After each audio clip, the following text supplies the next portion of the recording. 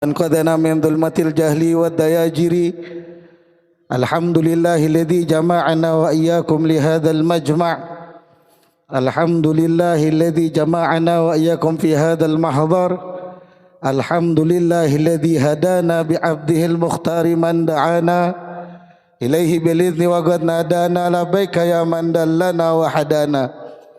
اللهم صل وسلم وبارك وكرم ومجد وعظم على سيدنا ومولانا محمد مفتاح باب رحمة الله عدد ما في علم الله صلاة وسلاما دائمين بدوام ملك الله وعلى آله وصحبه وجميع من اقتدى سنته وهدى. أما بعد.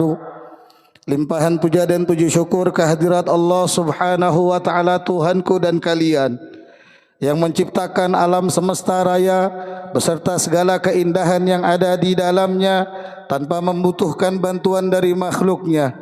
Dialah Allah Subhanahu wa taala yang senantiasa membukakan pintu kebaikan bagi setiap hambanya, yang membukakan pintu rahmat bagi seluruh hamba-hambanya, yang membalas dengan ganjaran yang terbaik bagi orang-orang yang bertakwa kepadanya, dan mempersiapkan ampunan serta taubat bagi hamba-hamba yang bermaksiat kepadanya.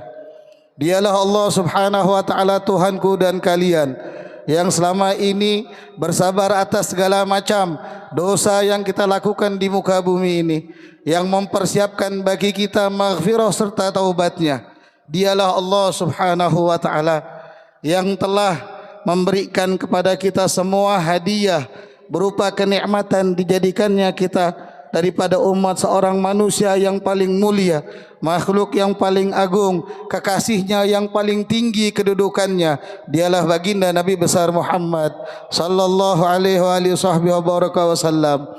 Hadirin hadirat yang dimuliakan oleh Allah Subhanahu wa taala, malam hari ini kita semua berkumpul bersama-sama berserta malam-malam sebelumnya dan selanjutnya tidak lain dan tidak bukan kecuali sebagai bentuk cinta kasih kita kepada Nabi Muhammad, sebagai bentuk keinginan kita untuk lebih dekat dengan Nabi Muhammad, sebagai bentuk keinginan kita meneladani Nabi Muhammad, sosok manusia agung yang Allah jadikan barometer standar bagi siapapun yang menginginkan keselamatan di muka bumi ini ataupun nanti keselamatan di akhirat, sebagaimana Allah nyatakan dalam firman-Nya, laqad kana lakum fi rasulillahi uswatun hasanah liman kana yarjullaha wal yawmal akhir wa dzakarullaha katsira. Sungguh dalam diri Nabi Muhammad sallallahu alaihi wasallam itu ada suri tauladan yang agung, yang mulia bagi mereka orang-orang yang beriman kepada Allah dan Rasul-Nya, bagi mereka-mereka yang ingin keselamatan di dunia dan di akhiratnya, dan bagi orang-orang yang banyak mengingat Allah. Hadirin hadirat yang dimuliakan oleh Allah Subhanahu wa taala, teladan dari Nabi Muhammad itu bukan hanya dicontoh oleh para dai, bukan hanya dicontoh oleh para ustadz, bukan hanya dicontoh oleh para habib, tidak, tapi siapapun mereka yang menginginkan kesempurnaan, yang menginginkan keselamatan, yang menginginkan dekat dengan Allah Subhanahu wa taala, maka hendaknya meneladani sang Nabi, maka hendaknya dia meniru kehidupan Nabi Muhammad. Hadirin hadirat yang dimuliakan oleh Allah Subhanahu wa taala, banyak kisah-kisah Nabi Muhammad yang sudah kita dengarkan, banyak teladan yang sudah kita petik, banyak teladan yang sudah kita simak beberapa malam hari ini, dan kebetulan malam hari ini kita ingin mendengar sedikit cerita tentang keberanian Nabi Muhammad. Kenapa saya katakan sedikit? Karena kalau kita bahas keseluruhannya tidak mungkin lisan ini mampu untuk mengucapkannya, sebagaimana Imam Habib Ali bin Muhammad Al-Habsyi, beliau mengatakan dalam maulidnya, wa in kanatil alsunu la tafi bi usyri mi'syari awsafi dzalikal mausuf. Walaupun lisan ini tidak mampu mensifati kesempurnaan sang Nabi, walaupun hanya 0, sekian persennya saja, hanya sedikit saja yang mampu kami ucapkan, kata beliau, tashwigan lisami'in, tapi sebagai bentuk mudah-mudahan menjadi perindu bagi kita semua, menjadi sebab kita semua makin cinta sama Nabi Muhammad, menjadi sebab kita semua makin dekat dengan Nabi Muhammad, dan menjadi sebab kita semua makin semangat untuk meladani Nabi besar Muhammad sallallahu alaihi wasallam. Hadirin hadirat yang dimuliakan oleh Allah, Tadi sebelum kesini saya sempat berbincang dengan istri saya. Saya tanya, apa yang kamu ketahui dari keberanian Nabi Muhammad? Kebetulan temanya saya dapatkan agak siang kalau tidak salah. Jadi saya belum mempersiapkan bahan dengan baik. Tapi mudah-mudahan bifadlillah bimannih, insyaallah dimudahkan. Maka istri saya menjawab dengan kalimat yang rupanya begitu menampar bagi saya sendiri. Karena nggak semua orang pun berani mengucapkannya. Apa itu? Nabi Muhammad sallallahu alaihi wasallam adalah orang yang tidak pernah takut untuk mengatakan yang benar itu benar, yang salah itu salah. Sehingga diriwayatkan bahwasanya idza duyi'a haqqullah lam yagum ahadun li ghadabih. Kalau saja ada yang berani menumpahkan, merendahkan hak-haknya Allah, syariatnya Allah, agamanya Allah, maka tidak ada satupun yang mampu untuk menahan amarahnya Nabi besar Muhammad sallallahu alaihi wasallam. Seperti diceritakan bahwasanya ada salah seorang perempuan yang mencuri dari kalangan bangsawan. Orang-orang Arab nggak ada yang berani menghukum dia sehingga dilaporkan kepada Nabi Muhammad sallallahu alaihi wasallam. Lantas Nabi Muhammad SAW mengatakan, hukum dia. Kenapa kamu takut? Berikan hukumannya begini. Tapi ya Rasulullah, dia ini putri bangsawan, dia dari suku yang besar, dia dari orang yang mulia, dia dari orang yang terhormat. Bagaimana ya Rasulullah kamu menghukumnya? Nanti bakal ngamuk semua pengikutnya. Kemudian Nabi SAW bersabda, "Lau anna Fatimah bint Muhammadin saraqat laqata'tu yadaha." Demi Allah, kata Nabi, seandai kata putriku Fatimah bintu Muhammad yang mencuri, aku sendiri yang akan memotong tangannya. Hadirin hadirat yang dimuliakan oleh Allah, ini keberanian Nabi Muhammad dalam menegakkan amar ma'ruf dan nahi mungkar. Maka kita pun orang yang pengen meladani Nabi Muhammad, dimulai dari kita harus berani. Bagaimana caranya Habib untuk meladani Nabi dalam menegakkan amar ma'ruf nahi mungkar? Dimulai dari diri kita. Jauhkan dari kita dari segala macam maksiat. Jauhkan dia keluarga kita dari segala macam maksiat. Terlebih yang paling kecil biasanya yang ada di rumah itu, perempuan dengan mudahnya membuka aurat di hadapan saudara-saudaranya.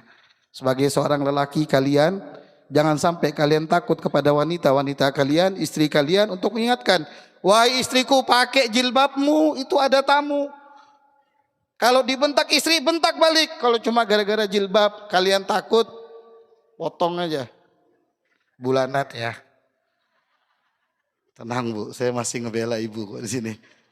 Kalau tadi Habib Hadi ngebela ibu, saya juga masih ngebela bapak-bapak di sini. Tenang aja Pak, asal cocok kita habis ini. Hadirin hadirat yang dimuliakan oleh Allah, jangan takut, dimulai dari diri kita. Kalau dibilang nggak apa-apa Pak, cuma rambutnya saja yang terlihat, cuma lehernya saja, cuma sebagian saja. Sebagian yang kamu katakan cuma tadi akan membawa tuntutan bagi kamu di hadapan Allah Subhanahu wa taala. Akan menjadikan kamu nanti berat di hadapan Allah Subhanahu wa taala. Sehingga jangan sampai kita semua takut untuk mengucapkan kepada keluarga kita, ayo dijaga dirimu dari neraka Allah. Ayo dijaga dirimu dari murka Allah. Ayo stop kamu begini. Sampaikan kepada anak-anak kita, jangan lagi kamu keluar rumah kalau enggak tutup auratnya. Jangan lagi kamu keluar rumah kecuali ada hajat yang mendesak. Ini keberanian yang dibutuhkan zaman sekarang. Karena orang-orang zaman sekarang menganggap, wah enggak apa-apa Habib, biarkan aja sudah dosanya masing-masing. Nanti saya juga masuk surga, dia masuk neraka. Padahal Allah perintahkan untuk kita semua, qu anfusakum wa ahlikum naro. Jagalah diri kalian, jagalah keluarga kalian daripada nerakanya Allah Subhanahu wa taala. Hadirin hadirat yang dimuliakan oleh Allah, itu di antara sekian banyak keberaniannya Nabi Muhammad.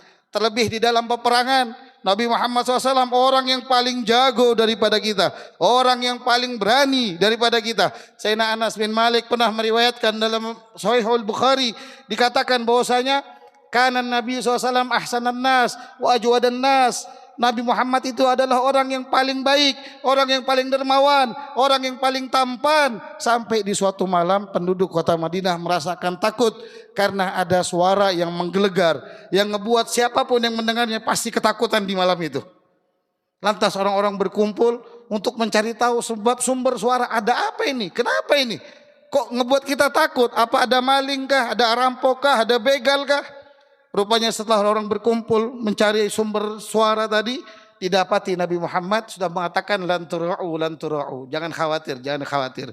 Tidak apa-apa, di sini ada saya. Nabi Muhammad sudah datang duluan untuk memastikan bagaimana keadaan masyarakat kota Madinah di malam itu agar semuanya merasakan aman. Hadirin hadirat yang dimuliakan oleh Allah.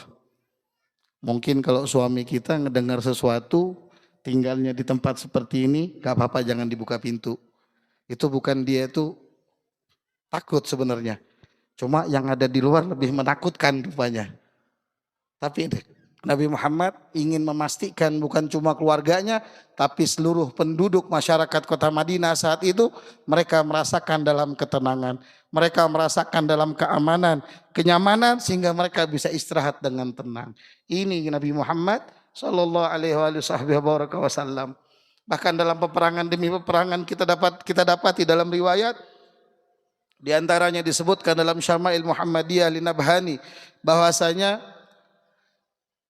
Sayyidina Ali bin Abi Thalib menceritakan di saat peperangan Badar, wahamyal ba'su, peperangan semakin berkecamuk antara kaum muslimin saat itu yang 313 ala riwayah melawan pasukan kafir yang 1000 lebih, yang sampai Allah abadikan walaqad nasarakumullahu bi badrin wa antum hina idin adillah, kata Allah.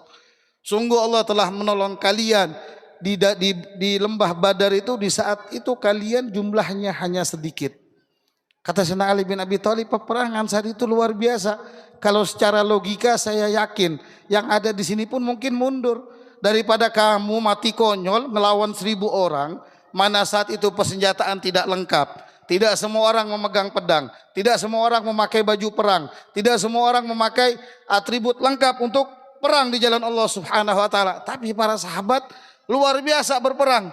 Kemudian kata Sayyidina Ali, wa huwa aqrabu minna ilal adu. Tapi Nabi Muhammad SAW, letak posisi beliau adalah orang yang paling dekat dengan musuh-musuhnya saat itu. Hadirin hadirat yang dimuliakan Allah, Nabi Muhammad tidak pernah membiarkan sahabatnya maju sendirian. Kalau di saat Nabi mengatakan bersiap untuk perang, tahayya'u lil harab, tashammara. Kalau Nabi mengatakan ayo siap-siap kalian semua untuk perang, maka Nabi langsung bersegera mempersiapkan diri beliau untuk berperang. Bahkan dalam riwayat dikatakan Nabi pernah memakai baju perang, kemudian para sahabat mengatakan, ya Rasulullah jangan pergi, nggak apa-apa kita di Madinah saja. Mereka tidak bakal berani masuk ke sini kok. Saat itu kalau tidak salah hendak terjadi peperangan Hunain. Apa kata Nabi Muhammad? Demi Allah, seorang Nabi ini kalau sudah pakai pakaian perangnya, pantang untuk menanggalkannya. Karena saat mau kejadian peperangan Hunain, saat itu banyak orang-orang munafik yang membisikkan kepada Nabi Muhammad agar nggak perang. Ya kayak kita bahasanya sekarang nih, udah Beb, jangan terlalu keras, nggak apa-apa Beb. Beb, pikirkan ini semua, tenang aja Beb Hadi, jangan takut Beb, Arba'in ini begini. Tapi begitu ada apa-apa, dia orang pertama yang hilang dari pandangan Habib Hadi. Di sini insya Allah nggak ada, tapi di sana, di sini nggak ada insya Allah Habib ya. Tapi Nabi Muhammad enggak, kata Nabi, saya kalau sudah pakai seorang Nabi itu, kalau sudah pakai pakaian perang, pantang untuk menanggalkannya. Hadirin hadirat yang dimuliakan oleh Allah.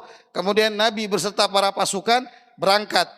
Saat itu kejadian pertama setelah Fathu Makkah yang jumlahnya 10.000 orang kurang lebih. Kemudian mendengar ada orang-orang kafir yang tidak terima dengan kemenangan kaum muslimin, maka Nabi SAW pun bersegera untuk menyusul mereka, untuk mengalahkan mereka.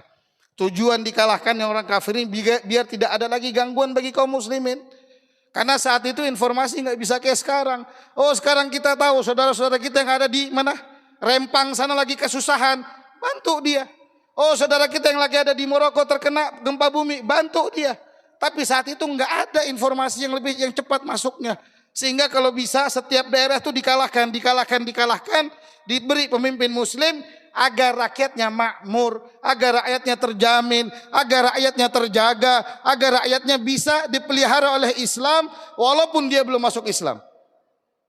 Walaupun saat itu ada sebagian orang-orang belum masuk Islam, tapi mereka semua aman di bawah kepemimpinan kaum muslimin. Hadirin hadirat yang dimuliakan oleh Allah. Lantas setelah Nabi SAW bersama para sahabat berjalan menuju lembah Hunain, rupanya kalau tidak salah Malik bin Auf sebagai pimpinan daripada orang kafir saat itu, dia sudah mempersiapkan dengan rupa bagaimana mengalahkan kaum muslimin di lembah Hunain. Ini orang strategi perangnya luar biasa. lembah Hunain itu kecil. Maka dia siapkan pasukan di atas-atas, para pemanah, para pelempar. Dia mengatakan kita kalau pengen menang harus mengalahkan kaum muslimin dalam satu kali serangan. Jumlah mereka yang 10.000 lebih, kalau kita jadikan 3 babak pasti kita kalah. Maka saat kaum muslimin sudah masuk berdesak-desakan dalam lembah Hunain, di situ terlihat satu anak panah mulai berterbangan, 2 akhirnya keluar dari sela-sela bukit Hunain itu, lembah Hunain keluar semua anak panah sehingga tercerai-berai kaum muslimin saat itu. Semua sahabat kocar-kacir, semuanya ninggalkan Nabi Muhammad. Semuanya kabur, khawatir. Oh ini kayak apa kalau saya mati? Karena saat itu banyak kaum muslimin yang meninggal. Kalau saat itu banyak kaum muslimin yang wafat. Tapi Nabi Muhammad SAW diriwayatkan bahwasanya beliau berserta Abu Sufyan bin Harith dan juga Abbas bin Abdul Muttalib. Nabi segera naik ke atas tunggangannya, ke atas bagelahnya. Nabi bersegera sampai ditahan oleh Abu Sufyan bin Harith dan juga Abbas bin Abdul Muttalib agar tidak buru-buru. Apa kata Nabi SAW? Anan nabiyyu la kadhib, ana ibnu Abdul Muttalib. Saya ini Nabi, saya tidak mungkin bohong. Kalian pasti menang. Tenang saja kalian, jangan takut, jangan khawatir. Ayo kita maju. Akhirnya peperangan Hunain dimenangkan oleh kaum muslimin. Begitu melihat semangatnya Nabi Muhammad, keberaniannya Nabi Muhammad, para sahabat bangkit kembali untuk menyerang orang-orang kafir. Hadirin hadirat yang dimuliakan oleh Allah, masih banyak riwayat demi riwayat yang menceritakan keberanian Nabi Muhammad. Tinggal kitanya, satu riwayat saya sebenarnya cukup untuk kita mengikuti Nabi Muhammad. Satu riwayat saya cukup bagi kita untuk membela agama Allah, membela agama Nabi Muhammad. Tapi sebagai penutup di antara sekian banyak riwayat, yaitu peperangan Uhud, ini salah satu peperangan yang terjadi dalam Islam yang juga penuh dengan fenomena. Kejadian yang luar biasa, sampai-sampai di peperangan tersebut diceritakan bahwasanya Nabi itu dikira mati oleh orang-orang muslimin. Di saat semua sudah berada di posisinya di Bukit Uhud, kaum muslimin mendapatkan kemenangan di babak pertama. Rupanya perasaan ingin mendapatkan harta ghanimah yang banyak itu menjalar kepada pasukan pemanah yang dipimpin oleh salah seorang sahabat bersama Nabi Muhammad di atas Bukit Uhud tersebut. Kemudian karena perasaan ingin dapat ini, saya kalau tidak dapat nanti tidak dapat duit, tidak dapat bagian. Itu perasaan yang wajar manusiawi, bahkan mungkin kita pun demikian. Mungkin ada di antara panitia-panitia juga ngerasakan, saya selain pahala, siapa tahu saya nanti dapat uang yang lebih banyak daripada yang lain. Itu biasa. Tapi ini harus dilawan.